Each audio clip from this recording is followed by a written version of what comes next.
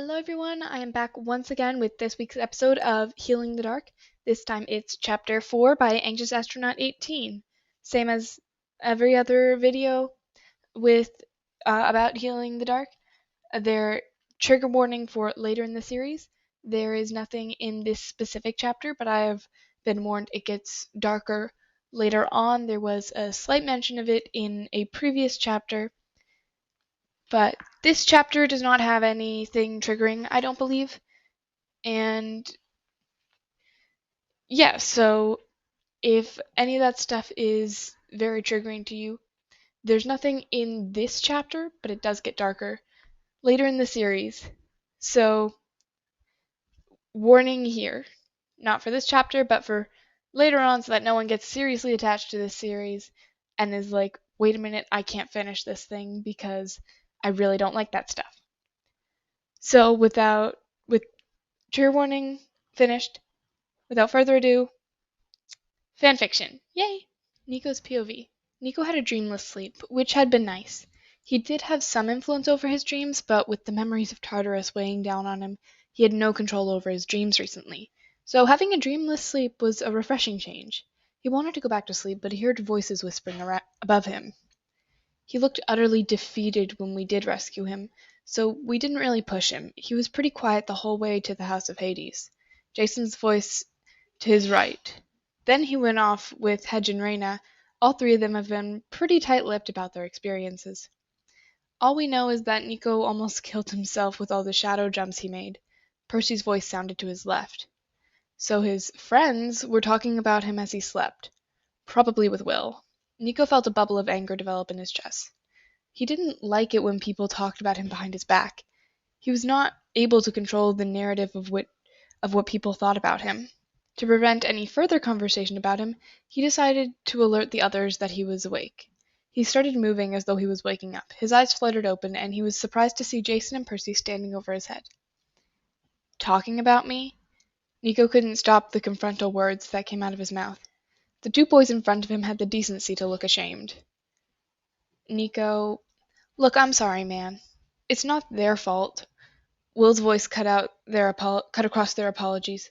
Nico glanced at the foot of his bed where Will was standing, his blue eyes locked onto Nico's. I asked them about your history. Nico scowled as he tried to push himself into sitting position. Will rushed over to push him back onto the pillows. I know you're upset, but you aren't going anywhere, Death Boy. Nico rolled his eyes at the nickname. I wasn't. I was just trying to sit up. With that, Will shifted gears and helped Nico sit up, adjusting the pillows behind him. I don't like being looked down on. Nico hoped the three demigods understood the double connotation of the words. Percy scoffed. Come on, Nico, don't be like that. We are friends, Nico. We respect your privacy, Jason reassured. You can't blame Will for wanting to know about your history, Percy defended. He's your doctor, for Poseidon's sake.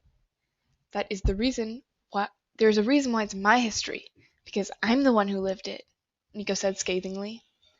I pushed them to tell me, Nico, Will reminded.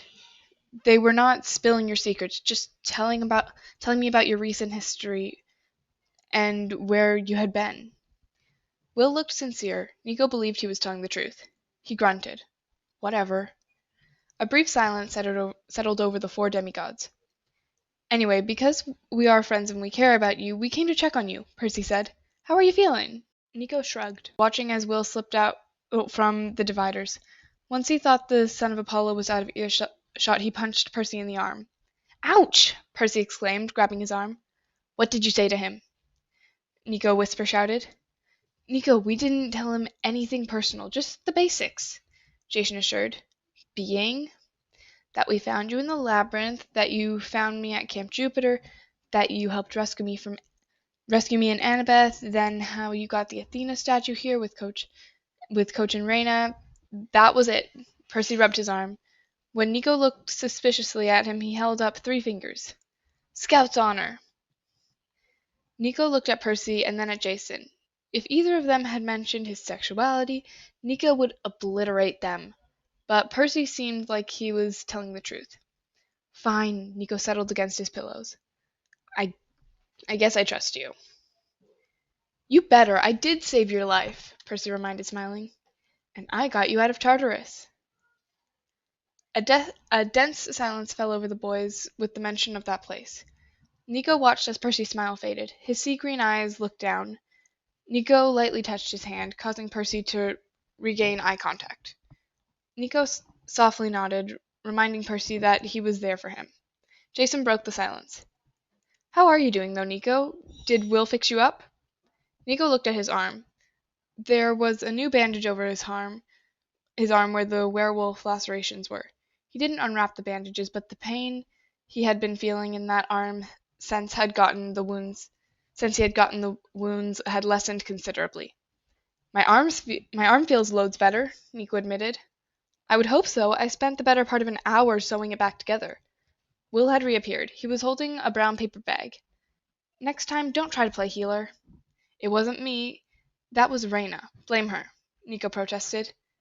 I'm gonna tell her you said that, Percy joked. Nico looked at Percy. He seemed happy, but Nico could see right through his facade. He had glimpsed the raw pain Percy was experiencing from his time in Tartarus when he had just mentioned it. His eyes, like Nico's, looked shattered, although he was doing a good job of hiding it. Nico could tell how much it affected Percy. Percy's hands, usually bursting with energy, were lying flat on his lap. His joking manner had an undertone of sadness. Are you okay, Nico? You just zoned out.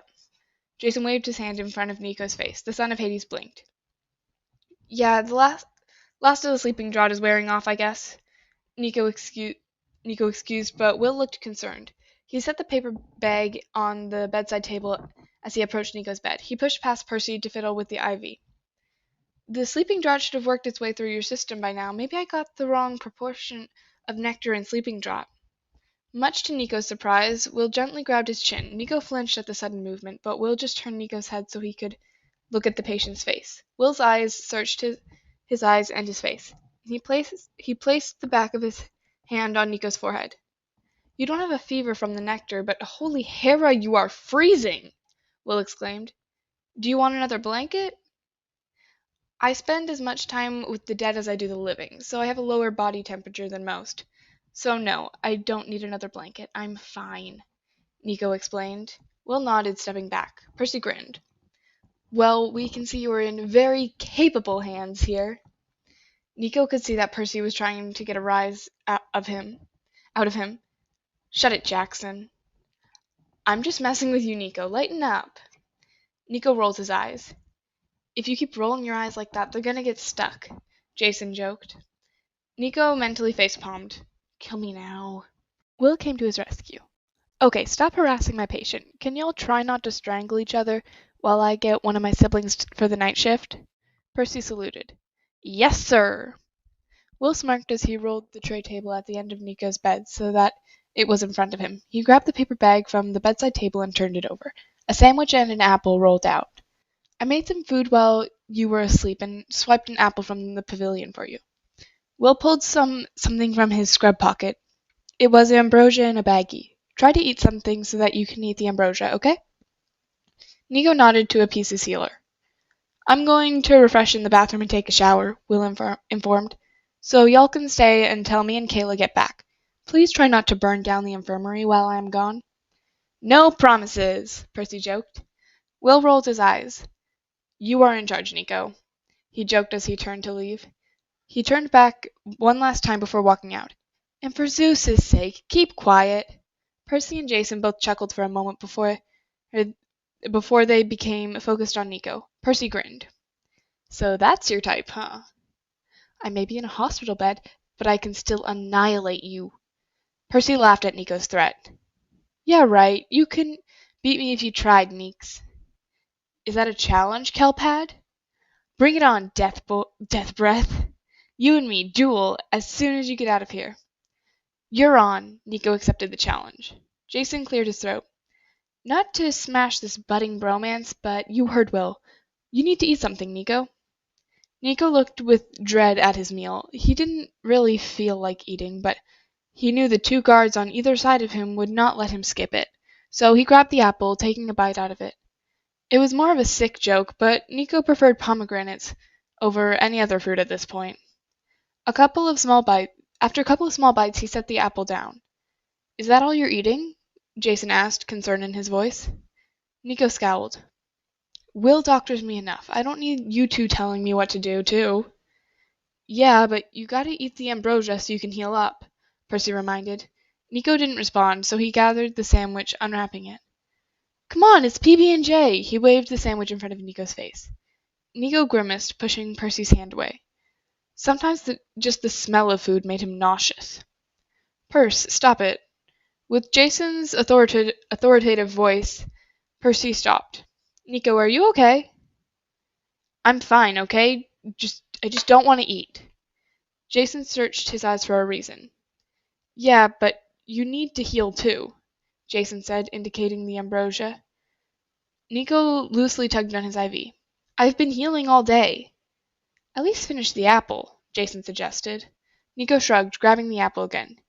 He thought he could stomach that at least. Sweet, snack time! Percy exclaimed. He took a big bite of the sandwich, finishing off half in 1 minute.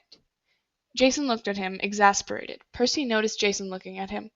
With his mouth full, he tried to speak. Whoa, you wanna bite? He held out the sandwich to Jason. Jason snatched it, rewrapping it. Nico might get hungry later. After taking the last bite of the apple, Nico thought he would be full for at least a day. While he wasn't starving himself, he ate very little in a day. His stomach still accustomed to when he was living off of 1 pomegranate seed a day. He swallowed down the ambrosia, which tasted like the pasta his mother used to cook for him and Bianca. Nico was surprised he even remembered what that tasted like. He had had his memories of Italy wiped away in the river Leith, but Nico guessed that they were slowly starting to come back. Jason and Percy kept up a light conversation with Nico, talking about the events of the day and the ongoing search for Leo. Nico could see how strained Jason looked with worry and sadness about losing his best friend. He was trying to mask it, to be supportive for Nico, but Nico understood his sadness. He had felt terrible when he discovered that Leo had deceived his friends, and he recalled the toll it took on Hazel for her to hide his secret plan. It was then he realized Jason had said something and was looking to Nico for an answer. I'm sorry, I wasn't listening. What did you say? I was just saying that Percy and I are going to be going soon. We gotta get back to our cabins before curfew. Oh, okay then, Nico said, looking outside. It was dark out, the only light coming from the lamp within the infirmary and the waning moon. Although Nico had gotten 8 hours of sleep, he still felt exhausted. You should get some sleep, Nico. No pun intended, but you look dead on your feet, Percy said. Eerie, Nico thought. It was like Percy had read my thoughts. To save Jason and Percy any concern, Nico decided to pretend sleep. Yeah, I guess I will get some sleep. He settled more comfortably against the pillows. Jason looked relieved. We will leave you be then. We will just wait till Will comes back and then we'll be off. We'll come back to see you tomorrow, okay? Jason said. Nico nodded, which prompted Jason and Percy to get up. They both stood guard in the opening in the dividers, waiting for Will to return. They turned off the lamp, leaving the infirmary in near darkness, though the moon flooded into the infirmary, giving a little illumination. Nico shut his eyes to give the impression he was sleeping, though his mind was racing. During the past 10 minutes, Nico had listened to the whispered conversation between Jason and Percy about their concern for him. Suddenly their voices stopped as the door to the infirmary opened, spilling some light into the dark room, which Nico saw through his eyelids. Nico didn't open his eyes, but he heard 2 sets of footsteps. Will's, he assumed, and one of his siblings. He started talking in hushed tones with Jason. Did he eat? Yeah, but not that much. He finished the ambrosia, though. Good, but I wish he had eaten more. He's all skin and bones. Will sounded worried. Everyone always sounds so worried when they're talking about me. Yeah, otherwise he's been good. He didn't talk much. He settled in about 10 minutes ago, Percy whispered. Nico almost snorted. Apparently he was a better actor than he thought. Good, good. Nico heard Will coming over to him. He slowed his breathing. He almost flinched when he felt Will's warm hand against his encircled wrist, to take his pulse. Nico could smell the freshly washed hair of Will, and gods did it smell good. You guys better get going before curfew. We wouldn't want the patrol's harpies to find you, Will chuckled. Thanks for watching Nico for me, and Kayla Kayla and I can handle it from here. Jason and Percy murmured farewells, and Nico heard the infirmary doors close. He heard Kayla and Will checking on other patients. Nico opened his eyes, trying to keep himself awake. He didn't want any more nightmares. Since the sleeping draught was out of his system, he knew they were sure to come. He saw movement out of the corner of his eye and snapped his eyes shut. By the scent, it was Will again. Nico felt him lean over his body, his head hovering against Nico's. "You might have fooled Jason and Percy, but there's no fooling me, Death Boy," Will whispered, his lips centimeters from Nico's ear. Nico squirmed a little, not expecting the healer to be so close. Will chuckled a little and continued. "I didn't say anything to them because I didn't want them to worry. Please try to get some sleep." Nico nodded, trying to settle more comfortably on the pillows. There was a moment of silence between the before the bed creaked as Will sat down. Nico's heart started racing as he wondered why Will had sat. The son of Apollo started singing in ancient Greek. Nico suddenly felt a wave of peacefulness settle over him. Will started running his fingers along Nico's back under his shirt. Nico arched his back, but then relaxed into Will's touch, which was unbelievably soothing. Nico suddenly felt very sleepy as he sank deeper into the pillows. Nico felt like he was 5 again, his mother singing him to sleep. With that as his final thought, he drifted to sleep.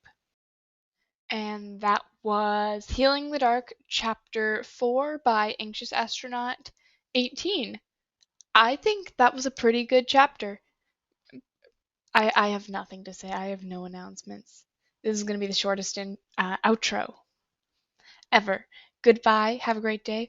I almost forgot to ask guys to do the YouTube stuff. I almost forgot. Okay, never mind. Please like, share to all of your Percy Jackson and Solangelo obsessed friends. Subscribe. And I know I'm missing something. Ah, yes, it's comment. Comment, because that's nice. So, longer outro, almost a minute long. Yay! I don't know. I'm realizing I should probably start putting a script on my intros and outros, I guess. Bye. Have a great day.